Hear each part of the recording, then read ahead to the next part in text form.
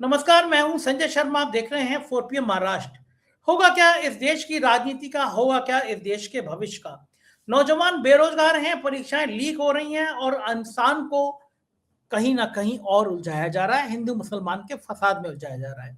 अभय दुबे जी से मैंने पूछा है कि नौजवानों का भविष्य क्या है, लेके चलता हूं सीधा उनके पास। आपसे रिक्वेस्ट है, चैनल को सब्सक्राइब और ज्वाइन करना ना भूलें। 4 PM न्यूज नेटवर्क में बहुत बहुत स्वागत है अभय दुबे जी आपका। कॉकरोच पार्टी में विदेश का हाथ है, विदेश में सोरोस बैठ के षड्यंत्र कर रहे हैं। मुझे लगता है शायद पेपर लीक भी वही करा रहे होंगे, या पाकिस्तान का हाथ होगा कि बार बार एग्जाम होता है और पेपर लीक हो जाते हैं। तो सेना विचार कर रही है कि भाई हम सरकार को सुझाव दें, या सरकार सोच रही है कि अब पेपर की कराने की जिम्मेदारी सेना को सौंप दें। बल्कि सेना तो बेचारी क्या सोचेगी, लेकिन सरकार सोच रही है। धर्मेंद्र प्रधान ने माना है कि गलती हो गई है, मतलब कहीं ना कहीं, और जो दोषी होगा उनको हम बख्शेंगे नहीं। ये वैसे ही है जैसे पुलवामा में एक बड़ा घटना हो गई थी, दोषी को बख्शेंगे नहीं, आज तो दोषी पता ही नहीं चले दोषी हैं कहाँ। पहलगांव में गलत स्केच जारी कर दिया गया, पता ही नहीं चला दोषी हैं कहाँ। और अब सरकार कह रही है कि हम दोषियों को बख्शेंगे नहीं पेपर के लिए। इस देश के नौजवानों को, इस देश के बेरोजगारों को एक तमाशा बनाकर रख दिया है सरकार ने। सरकार को चिंता ही नहीं है कि कोई माँ अपने गहने बेचती है, कोई पिता अपनी जमीन बेचता है। सालों तक नौजवान तैयारी करता है, पेपर देता है, परीक्षा लीक हो जाती है, परीक्षा रद्द हो जाती है, पेपर लीक हो जाते हैं। सरकार कहती है कि हाँ हाँ हम सेना पर विचार करेंगे। सरकार मान रही है कि तंत्र फेल हो गया। सरकार मान रही है कि उसको बस की बात नहीं है। सेना का इस्तेमाल अब पेपर कराने में किया जाएगा। क्या इस सरकार की ब्यूरोक्रेसी, इस सरकार का मैनेजमेंट पूरी तरह फेल हो गया। राहुल गांधी जब नौजवानों के तुम सवाल पूछ रहे हैं तो उनके ऊपर भद्दे भद्दे कमेंट कर रहे हैं धर्मेंद्र प्रधान, देश के शिक्षा मंत्री। क्या राहुल गांधी का सवाल पूछना बहुत बड़ा गुनाह है? राहुल गांधी सवाल पूछ नहीं सकते। देश में ये सब हो क्या रहा है अभय जी? संजय जी, आपने धर्मेंद्र प्रधान का चेहरा देखा है? आप सोच रहे हो कि मैं अजीब सी बात कर रहा हूं। मैं शिक्षा मंत्री के चेहरे की बात कर रहा हूं। कम से कम उस बंदे का चेहरा तो देखिए। यहां से लेकर यहां तक, यानी थोड़ी से लेकर और मस्तक तक, आपको सिवा अक्षमता लिखी हुई दिखाई पड़ेगी। आज की तारीख में भारत में धर्मेंद्र प्रधान से ज्यादा अक्षम व्यक्ति कोई और नहीं है। कितनी बड़ी जिम्मेदारी, कितनी बड़ी जिम्मेदारी। देश की शिक्षा व्यवस्था का हाथ, देश की संस्कृति का की जिम्मेदारी धर्मेंद्र प्रधान के कंधों पर है। कितनी बड़ी जिम्मेदारी, जितनी बड़ी जिम्मेदारी उतनी ही अक्षमता। ठीक है, कोई भी व्यक्ति मां के पेट से नहीं पैदा होता। सब लोग अभिमन्यु नहीं होते कि वो मां के पेट में ही उनको सिखा दिया जाए कि चक्रव्यूह में कैसे घुसना है। लोग जन्म लेते हैं, अपनी परिस्थितियों से सीखते हैं, और धीरे धीरे जो जिम्मेदारियां उन्हें दी जाती हैं, उन जिम्मेदारियों में भी एरर एंड जजमेंट के सहारे प्रयोग करके, गलतियां करके, धीरे धीरे करके सीखते हैं और सक्षम होते हैं। धर्मेंद्र प्रधान एक ऐसे व्यक्ति हैं जिन्होंने कभी भी सक्षमता नाम का शब्द ही नहीं सीखा है। मैंने तो अपने पत्रकारिता के जीवन में, राजनीतिक टिप्पणीकार के जीवन में इतना अक्षम मंत्री कभी नहीं देखा। ये हद है। मैं सोच के हैरत में हूं कि इतने बड़े पद पर इतना अक्षम व्यक्ति भी हो सकता है, और उसकी पीठ पे कितनी भी अक्षमता दिखाए, भारत के नौजवानों के भविष्य को वो बिल्कुल कब्र में गाड़ दे, उसके बावजूद भी राष्ट्रीय स्वयंसेवक संघ का हाथ धर्मेंद्र प्रधान की पीठ पर है। नरेंद्र मोदी का हाथ धर्मेंद्र प्रधान की पीठ पर है। धर्मेंद्र प्रधान के चेहरे पे देखिए, क्या उनके चेहरे पे आपको एक शिकन नजर आती है? क्या उनकी पेशानी पे आपको शिकन नजर आती है? क्या आपको लगता है कि वो देश में नौजवानों के भविष्य से चिंतित, भविष्य के? राहुल गांधी के बारे में क्या कह रहे हैं, छोड़िए इस बात को। राहुल गांधी उनकी कोई तुलना नहीं है। राहुल गांधी जन नेता हैं। नरेंद्र मोदी के बाद देश के सबसे ज्यादा लोकप्रिय राजनीतिज्ञ हैं राहुल गांधी। इस वक्त धर्मेंद्र प्रधान की कोई औकात नहीं है राहुल गांधी के मुकाबले। राहुल गांधी पर टीका टिप्पणी कर सकें, धर्मेंद्र प्रधान की हैसियत नहीं है। धर्मेंद्र प्रधान केवल खिसियानी बिल्ली वाली भूमिका निभा रहे हैं अगर वो राहुल गांधी के खिलाफ कोई उल्टी सीधी टिप्पणी करते हैं। मैं उसमें नहीं जाना चाहता। मेरी चिंता का विषय यह है कि देश की शिक्षा व्यवस्था की बागडोर एक ऐसे आदमी के हाथ में है जो व्यक्ति जानता ही नहीं कि शिक्षा व्यवस्था का का गा क्या होता है। हैरत, मैं बहुत ही आश्चर्य में हूं मैं कि धर्मेंद्र प्रधान, भाई राष्ट्रीय स्वयंसेवक संघ के पास और भी कुछ लोग हो सकते हैं, भाई उनको बना दो। अरे यार मुझे बना दो, मैं उससे धर्मेंद्र प्रधान ज्यादा बेहतर मंत्री बन के दिखाऊंगा। आपको बना दो, मैं गारंटी के साथ कहता हूं आप उससे अच्छा प्रदर्शन कर सकते हैं। जानते हैं क्यों? इसलिए नहीं कि हम हमारे पास कोई विशेष योग्यता है, खास तरह की डिग्री है, इसलिए कि हम लोग वहां जाकर भ्रष्टाचार नहीं करेंगे।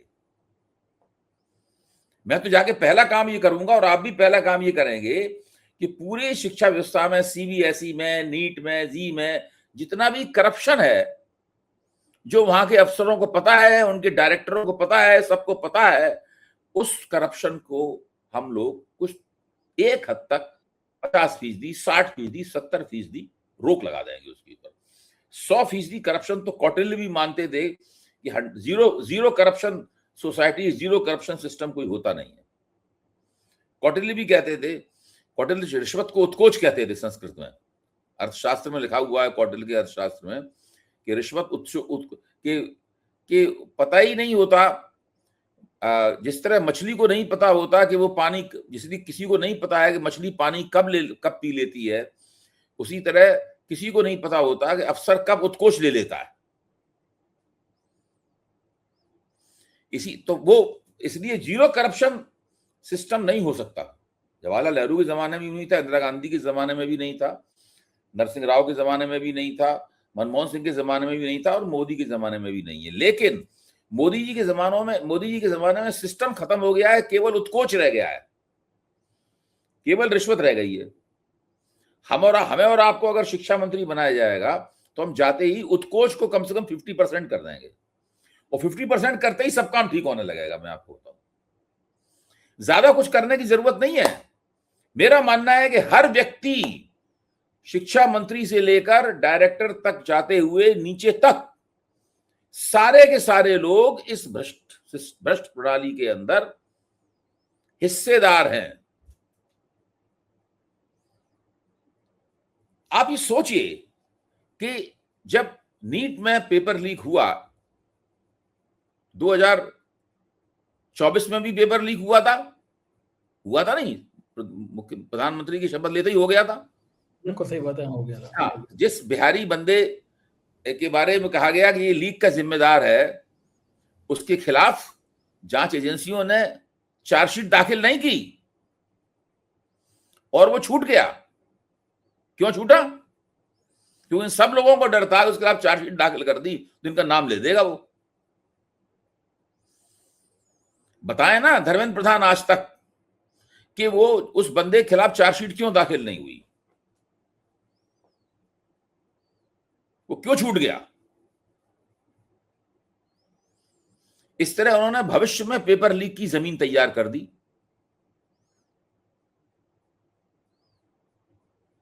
पोल नहीं खुली, वरना पेपर लीक उसके बाद भी हुई होगी, 2024 के बाद भी हुई होगी पेपर लीक। पोल खुली 26 में जाकर। पोल हमेशा तब खुलती है वो लालच बहुत ज्यादा बढ़ जाता है, लालच बहुत ज्यादा बढ़ जाता है तब पोल खुलती है, कोई ना कोई गलती होती है और उसमें पोल खुलती है। देखिए, हजारों करोड़ रुपए का भ्रष्टाचार इस पूरी प्रणाली में, शिक्षा प्रणाली में हो रहा है। वो पैसा सब में नीचे से ऊपर तक बंटता है, ये है सही और असली बात। बाकी सब बातें बेकार की हैं। ये हो ही नहीं सकता कि हजारों करोड़ रुपए के लेन देन के बिना ये सारा काम हो रहा हो। आप बताइए, जब सीबीएसई के, अब तो नीट को छोड़ दीजिए, सीबीएसई पे आ जाइए। मैंने काफी इस पे दिमाग खपाया है। मैं शाम को आपके साथ प्रोग्राम रिकॉर्ड करता हूं, दिन में इन बातों में दिमाग खपाता हूं। मैं ये कह रहा हूं, सीबीएसई बोर्ड ने ये सिफारिश की थी कि जब आप ऑनलाइन मार्किंग करें तो आप उससे पहले उसका एक पायलट प्रोजेक्ट चलाएं कई राज्यों में। सीबीएसई ने उसकी बात क्यों नहीं मानी? क्योंकि पायलट प्रोजेक्ट चलाने का मतलब था ईमानदारी से काम करना। ईमानदारी से काम करना इनके एजेंडे पे है ही नहीं, एजेंडे पे ही नहीं है ईमानदारी से काम करना। जब ईमानदारी से काम करना एजेंडे पे नहीं है तो उसमें माल चल रहा है जबरदस्त। आप बताइए उस बच्चे जिसको जब उसने अपनी कॉपी मांगी, भाई आपने नंबर कम दिए, तो उसने हैरत में देखा जब कॉपी का उस डिजिटल कॉपी मिली, उसने जब अपने कंप्यूटर पे लैपटॉप पे उसने खोला, तो उसने देखा कि ऊपर तो जहां पर रोल नंबर वगैरह नाम वगैरह सब लिखा जाता है, वहां तो उसकी हैंड राइटिंग है, उसके हाथ का लेखन है। नीचे कुछ ही और बच्चे की कॉपी है, और वो भी धुंधली है। तो वो घबरा गया, और उस एंकर ने जिसके घर की शादी में नरेंद्र मोदी खुद गए थे, और जिनके पिताजी लाल कृष्ण आडवाणी के पर्सनल स्टाफ में काम करते थे, मालूम है ना आपको? अशोक श्रीवास्तव के पिताजी, घिनौना पत्रकार। हाँ, उनमें काम करते थे। बीजेपी और आरएसएस के बंदे हैं ये, और पूरी शिक्षा व्यवस्था आरएसएस के हाथ में है। इसीलिए जो आरएसएस का ये बंदा था, उसने उस बच्चे को पाकिस्तानी कहा। पाकिस्तानी क्यों कहा? कितना घनघोर शर्मनाक। हाँ, एक मिनट रुक जाइए। शर्मनाक तो है ही, हम सब लोग कह ही रहे हैं जब से उसने कहा है तब से। इसमें केवल शर्मनाक का सवाल नहीं है, सवाल इस बात का है कि आखिरकार क्यों, जब पहली बार जब नीट में पर्चों की वो पर्चे लीक हुए थे, उसके बाद में इसरो के चेयरमैन के नेतृत्व में एक जांच कमेटी बनी थी। उस जांच कमेटी ने अपनी एक रिपोर्ट दी थी, सही वक्त पे उस जांच कमेटी ने अपनी रिपोर्ट दे दी थी। उस रिपोर्ट पर आज तक कोई अमल क्यों नहीं हुआ? भाई इस बात का जवाब किसी ना किसी को तो देना पड़ेगा ना। या तो नरेंद्र मोदी जवाब दें, धर्मेंद्र यादव जवाब दें, या धर्मेंद्र यादव जिनकी दम पर शिक्षा मंत्री बने हुए हैं वो मोहन भागवत जवाब दें, दत्तात्रेय घोष बोले जवाब दें। ये एक ऐसा मामला है, इसमें राष्ट्रीय स्वयंसेवक संघ सीधे सीधे सह अपराधी है, कॉम्प्लिसिट है, सह अपराधी है इसके अंदर। और मुझे इस बात को बहुत दुख है कि ना सोशल मीडिया पे और ना ही गोदी मीडिया में इस बात की चर्चा नहीं हो रही है कि इसमें केवल शिक्षा मंत्रालय के तमाम अफसर, NTA, national testing agency, CBSE, Dharmendra Pradhan, यही केवल अपराधी नहीं है, इसमें राष्ट्रीय स्वयंसेवक संघ भी अपराधी है। इस बात को जोर शोर से कहा जाना चाहिए, क्योंकि भारत की शिक्षा व्यवस्था सीधे सीधे राष्ट्रीय स्वयंसेवक संघ की जिम्मेदारी है। इस बात को समझना बहुत जरूरी है। और इसके अंदर करोड़ों अरबों रुपए का वारा न्यारा हो रहा है। इसके अंदर वो रुपए नीचे से ऊपर तक बट रहे हैं, सबकी जेबें गर्म की जा रही हैं। जब पेपर लीक होता है तो चिंता की एक्टिंग की जाती है, इस बार तो चिंता की एक्टिंग भी नहीं हो रही। धर्मेंद्र प्रधान के चेहरे को देख लो, इस बार तो चिंता की एक्टिंग भी नहीं हो रही, लेकिन चिंता की एक्टिंग की जाती है, जांच की एक्टिंग की जाती है। इस बार तो जांच कमेटी भी नहीं बैठाई गई। और कितनी मूर्खतापूर्ण बात है कि फौज के नेतृत्व में होंगे पर्चे। जब जून में दोबारा पर्चे होंगे तो फौज उसमें भाग लेगी। फौज क्या कर लेगी? सिपाहियों को लगा देंगे पैरे पे, वो गन लिए पैरे पे खड़े हुए हैं, वो पर्चा लीक कैसे रोकेंगे बेचारे सिपाही? किसी मेजर जनरल या किसी कर्नल को या मेजर जनरल को या लेफ्टिनेंट जनरल को लगा दो, वो पर्चा लीक कैसे रोकेगा? पर्चा लीक तो अंदर से होता है यार। पर्चा लीक वो मेजर जनरल, लेफ्टिनेंट जनरल या कोई ब्रिगेडियर कैसे रोकेगा उसको? अच्छा, ये बेकार की उड़ान भी है, क्योंकि वो समीक्षा बैठक जो है राजनाथ सिंह जी रक्षा मंत्री घर पे हुई थी, इसलिए इसको कह रहे हैं कि वो उसमें फौज भाग लेगी उसके अंदर। कमाल है, उस बैठक में किसी फौजी जनरल ने तो भाग लिया नहीं, जहां तक मेरी जानकारी है। कोई रक्षा का प्रश्न थोड़ी ना है, सीमाओं की सुरक्षा का सवाल थोड़ी ना ये। ना कहीं पे बहुत कोई बड़ा सांप्रदायिक दंगा आया हुआ है, ना कोई बाढ़ आई हुई है इसमें सेना को निकाल दो बचाव करने के लिए। ये केवल मूर्खता और भ्रष्टाचार की बाढ़ है। ये लोग, जितने भी लोग बैठे हुए हैं ऊंचे पदों के ऊपर, या तो ये मूर्ख हैं या ये भ्रष्ट हैं, इसके अलावा और ये कुछ नहीं है। इसके अलावा अबे इनको चिंता भी नहीं है। मेरी कुछ नहीं, कोई चिंता नहीं। हम और आप बड़बड़ करते रहे, सिर अपना पटकते रहे, क्या क्या फर्क पड़ता है? ताज्जुब होता है मुझे। भाई हमने भी इम्तिहान दिए हैं, हमने इम्तिहान पास किए हैं, हमने भी डिग्रियां हासिल की हैं, आपने भी डिग्रियां हासिल की हैं, हमने पत्रकारिता की है, मैंने एकेडमिक्स में भी हिस्सा लिया है, मैं वहां गया, एसोसिएट प्रोफेसर के तौर पे मेरी नियुक्ति हुई, फिर मुझे प्रोफेसर बनाया गया, 35-40 किताबें लिखी हैं मैंने। लेकिन ये देखिए, मैंने तो कभी इतने दिन पढ़ाई लिखाई की, मैंने तो कभी देखा ही नहीं, कोई पर्चा लीक सुना ही नहीं। पर्चा लीक क्या चीज होती है मुझे पता ही नहीं है। पर्चा लीक इस होना सरकार कुछ नहीं। इस सरकार में आके तो लीक ही लीक है, हर जगह लीकेज है। खाली है यार, ये तो हद हो गई। ये तो ये तो बड़ा निर्लज्जता की, घटियापन की कोई हद है। ये केवल ऐसा तभी, निर्लज्जता ऐसी तभी होती है जबकि सब लोग इस मामले में शामिल हो। देखिए, अगर मान लीजिए शिक्षा मंत्री शामिल नहीं है भ्रष्टाचार में, तो उसको बहुत गहरा दुख होगा और वो कुछ ना कुछ तो ऐसे कदम उठाएगा। इस प्रकार की बेवकूफी की बात आपने कभी सुनी है कि सेना जो है वो अगला एग्जाम कराएगी? कभी सुना आपने ऐसी मूर्खता की बात? आपने लिमिट है, एकदम लिमिट मैं क्रॉस आपको कर बताऊं, गई है। मैं आपको बताऊं, पशुओं को अगर आप डायरेक्टर और मंत्री के पद पे बैठा दें, वो भी नहीं इतनी मूर्खता करेंगे। मुझे तो ये लगता है कि ये जो नौजवान हैं देश के, उनका भविष्य इससे ज्यादा अंधकार में कोई सरकार कर नहीं सकती थी। बेरोजगारी बढ़ती देखिए, चली ये जा सब रही है, नौजवान काम मिलकर धंधा है। सरकार का सिर फोड़ देंगे। मैं आपको बता रहा हूं, ये सब नौजवान मिलकर सरकार का सिर फोड़ देंगे। सिर फोड़ देने वाले शब्द को मैं मुहावरे में कह रहा हूं, मेटाफर में कह रहा हूं।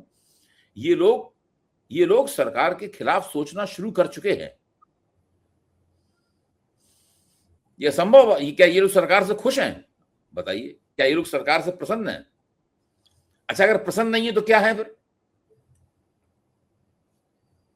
मैं ये पूछ रहा हूं कि अगर ये सरकार से खुश हैं, या तो ये आप कह दीजिए कि नहीं भाई अभय जी आप बहुत बड़ा चढ़ा के बोल रहे हैं, ये लोग सरकार से नाराज नहीं है, इन्हें सरकार से अभी उम्मीदें बाकी हैं। नौजवान बेचारे क्या करें, सरकार से उम्मीद तो रखेंगे ही, क्योंकि और कोई तो एजेंसी दूसरी है नहीं जो सरकार को हटा के उसकी जगह उनसे काम लेने लगे, पर्चे कराने लगे, पर्चे हल करवाने लगे, एग्जाम्स करवाने लगे, इम्तिहान करवाने लगे। ऐसा तो है नहीं। संजय जी, ये एक ऐसी घटना है जिसपे मैं अपना सिर पीट लेता हूं, जबकि मैं मेरी कोई जिम्मेदारी नहीं है, कुछ नहीं है, मुझे ना इम्तिहान देना है ना मेरे बच्चों को इम्तिहान देना है, वो सब हो चुका है। खराब तो लगता ही है नौजवानों की हालत देख मुझे के, बहुत दुख तो बुरा होता लगता ही है है भाई, कि बहुत ही बुरा देश लगता की है। नई पीढ़ी शर्म अब आती है कहाँ मुझे, जाती है। शर्म आती है मुझे। बिल्कुल ठीक बात है, इन्होंने तबाह कर दिया नए नौजवानों की जिंदगी, बिल्कुल तबाह कर दी। मैं तो रोते हुए बिल्कुल। देखता हूँ, कई नौजवानों को बिलखते हुए देखता हूँ, दिल मेरा कांप जाता है कि क्या हो गया है इस देश को, ये नौजवान पीढ़ी को कहाँ ले जाएंगे। बात थोड़ी राजनीति की करते हैं। कर्नाटक में बड़ा घटनाक्रम हुआ, डीके शिव कुमार को मुख्यमंत्री लगभग बना हो ही गए। डीके शिव कुमार मुख्यमंत्री, वहां पे शपथ भी हो जाएगी उनकी। आपको क्या लगता है कि ये एक अच्छा कदम है? डीके शिव कुमार ने बहुत त्याग किया है, जेल गए और मेरे ख्याल से असली कांग्रेस ने पिछले दिनों, कांग्रेस ने कर्नाटक में नेतृत्व परिवर्तन करके जो दक्षिण भारत की राजनीति है, उस राजनीति को पूरी तरह से नियंत्रित कर लिया है। देखिए, तेलंगाना में उनके पास एक ऐसा मुख्यमंत्री है जिसके नेतृत्व में चुनाव लड़ा गया और जीता गया, उसका कोई प्रतियोगी वहां पे नहीं था तेलंगाना में। कर्नाटक में भी डीके शिव कुमार के नेतृत्व में चुनाव लड़ा गया और जीता गया। चूंकि सिद्धरमैया ओबीसी के बड़े नेता थे, इसलिए उनको 3 साल मिल गए मुख्यमंत्री के पद पर, लेकिन उन्हें 2.5 साल पहले ही गद्दी छोड़ देनी चाहिए थी, क्योंकि पहले बातचीत हो चुकी थी। आला कमान को 5-6 महीने लग गए सिद्धरमैया को मनाने में, लेकिन उन्होंने मना लिया और अब के बाद डीके शिव कुमार को कुर्सी मिलने वाली है। ये कांग्रेस के लिहाज से और कर्नाटक के लिहाज से एक स्वागत योग्य कदम है। केरल में उन्होंने सही व्यक्ति को मुख्यमंत्री बनाया है। अगर वो उनको बना देते, उनको जो कि यहाँ पे कांग्रेस के साथ काम करते हैं, तो वो एक वेणुगोपाल। गलत, हाँ जी, वेणुगोपाल को बना देते तो ये गलत कदम होता सही इस वक्त। और तमिलनाडु में उन्होंने विजय की पार्टी को समर्थन कर दिया। देखिए, केरल, तमिलनाडु, कर्नाटक, तेलंगाना, एक ही प्रांत रह गया आंध्र प्रदेश, बस।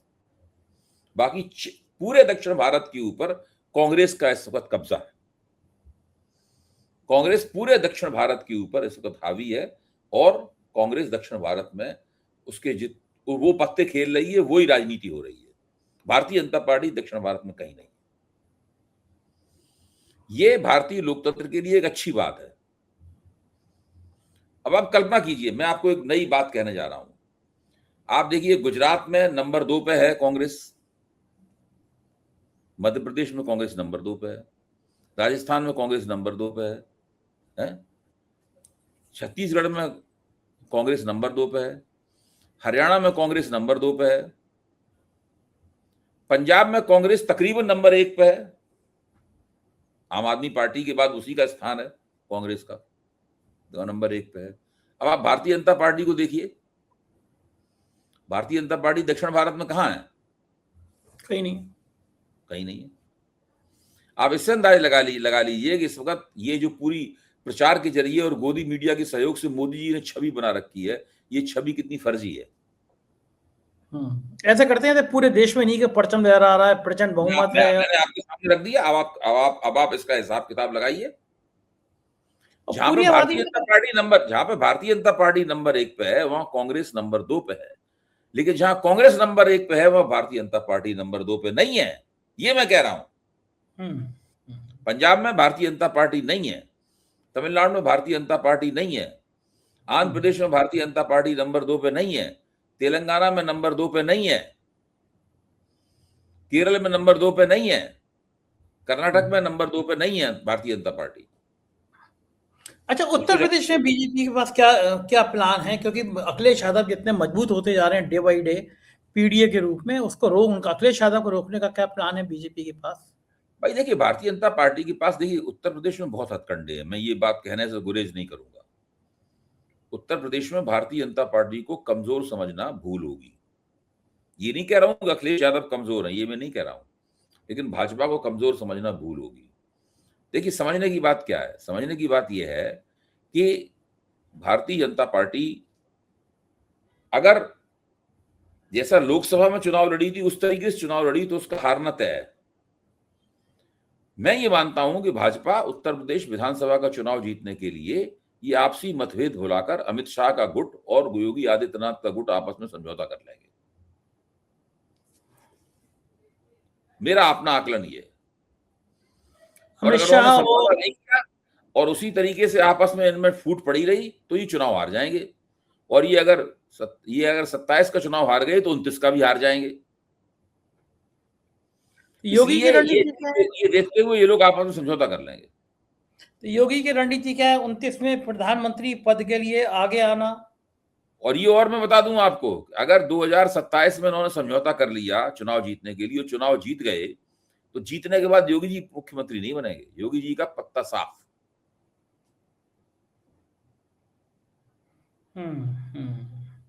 लग रहा है कि ये आने वाला समय जो है राजनीति के लिए बड़ा नाजुक है। बहुत बहुत शुक्रिया अभय जी, आपने हमसे बातचीत की, थैंक यू। ये थे अभय दुबे जी, पूरी बातचीत आपने सुनी। सोचिए क्या भविष्य रह गया नौजवानों का, आपके बच्चों का। आपके बच्चों को दिन भर बस सिर्फ हिंदू मुसलमान में उलझाया जा रहा है। उनसे कहा जा रहा है बेटा जिंदगी बना के क्या करोगे, कावड़ यात्रा निकालना जरूरी है। बेटा देखो बकरा कट गया सोसाइटी में, तुम्हें दूसरे जानवर ला के बांधने हैं जिससे मुसलमानों का खून उबाले और तुम्हारा भी खून उबले। इस तरह का माहौल पूरे देश में बनाया जा रहा है बच्चों के भविष्य के संग। इसके बहाने खिलवाड़ किया जा रहा है। शिक्षा मंत्री की बेशर्मी हम सब ने देखी है। क्या यही भारत है? क्या यही हमारे सपनों का भारत है? आपका जागना बहुत जरूरी है। आप कब जागेंगे बताइएगा मुझे जरूर। शुक्रिया, थैंक यू।